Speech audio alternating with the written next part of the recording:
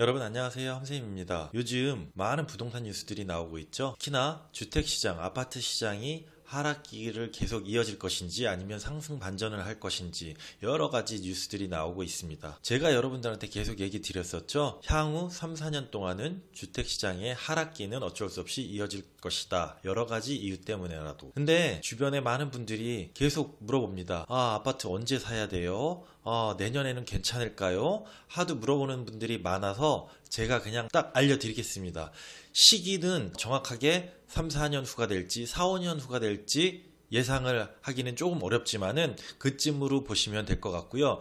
정확하게 제가 알려드리는 몇 가지 징후가 나오게 되면은 여러분들 매수를 생각하셔도 좋습니다. 재테크를 목적이든 아니면은 무주택이신 분들 내 집 마련을 위해서는 이런 징후가 있을 때 집을 사시면은 절대 후회하는 일 없고 안정적으로 주택시장 상승기를 맞이하실 수 있게 될 것입니다. 자, 어떤 상황에 아파트를 매수해야 될지 한번 알아보도록 하겠습니다. 자, 그럼 과연 언제 아파트를 매수해야지 상승기에 접어드는 그 시점으로 들어갈 수 있는지 한번 알려드리도록 하겠습니다. 몇 가지 요것만 오늘 알려드리는 거 기억만 하셔도 절대 실패 볼 일이 없을 거고요. 특히나 몇 년 전부터 해서 아파트 시장을 진입 못했던 분들 후회하지 마시고요. 다음 시장이 기다리고 있습니다. 꼭 기회가 다시 오게 될 테니까요. 요것만 오늘 기억하고 가시면은 후회 없으실 겁니다. 자, 우선은요. 첫 번째로는 요즘 뉴스 많이 나옵니다. 2023년 3월 현재 전국에 아파트 미분양이 7만 가구가 넘어섰다고 뉴스가 뜨고 있는데요. 아직 멀었습니다. 제가 예상하는 거는요.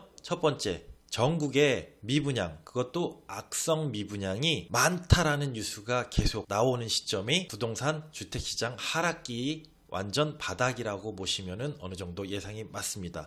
특히나 제가 마지막에 적어놓은 15만 채 이상의 미분양이 있어야 바닥이다 라고 예상하지 않을까 합니다. 여러분, 2009년도 지금으로부터 약 한 14년 전에 전국의 미분양 아파트가 최고로 많았을 때가 어느 정도였는지 아시나요? 16만 채가 넘는 아파트가 미분양으로 남아있을 때가 그때가 제일 힘든 시점이었습니다. 하지만 주택시장의 맨 밑바닥은 그때는 또 아니었습니다.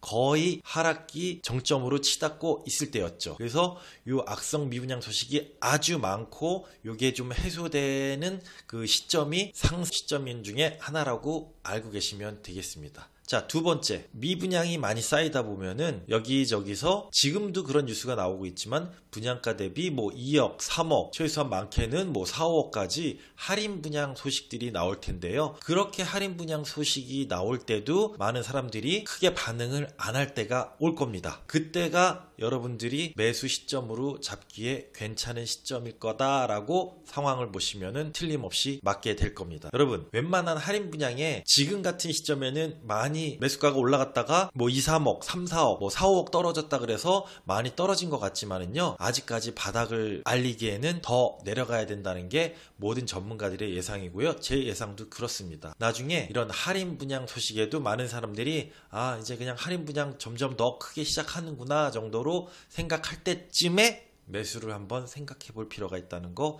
알고 계시면 됩니다. 자, 다음으로는요.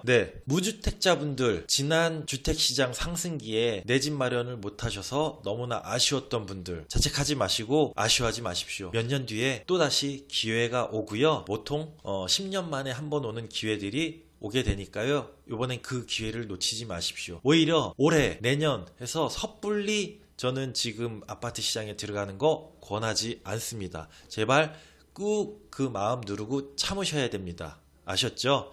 내려가는 칼날은 잡는 게 아니라고 제가 늘 얘기 드렸습니다. 지금은 하락장에는 무주택자분들, 내 집 마련이 간절하신 분들 너무나 많겠지만은 안 좋습니다. 또 금리 상태도 너무 안 좋기 때문에 영끌까지 해서 들어갈 필요 없다고 저는 보고요. 몇 년 뒤에 줍줍할 수 있는 아파트들이 나오게 될 테니까 좀 참으십시오. 타이밍은 언제냐? 무주택자분들이 지금은 절대 집 사면 안 돼. 아무도 집을 안 산다고 할 때가 올 겁니다. 전세만 찾고 매수는 하지 않는 그런 시기가 올 겁니다. 지금으로부터 한 10여 년 전에 제가 부동산을 처음 이제 시작하고 그럴 때 온 동네에 전세 매물이 한두 개밖에 없었던 그 시절이 있었습니다. 서울에 말이죠. 그런 시절이 다시 한번 오게 될 겁니다. 지금은 여기저기 봐도 전세 매물 너무나 많습니다. 반전세 매물도 많고요. 오히려 사람들이 요새 전세 잘 안 하려고 하죠. 역전세난에 시달리는, 혹시나 전세금 못 돌려받을까봐 두려워하는 경우도 많은데요. 지금 현재 전세 매물이 남아도는 이 상황에서는 신규 분양되는 아파트들도 계속해서 전세 물량 많이 나올 거고요.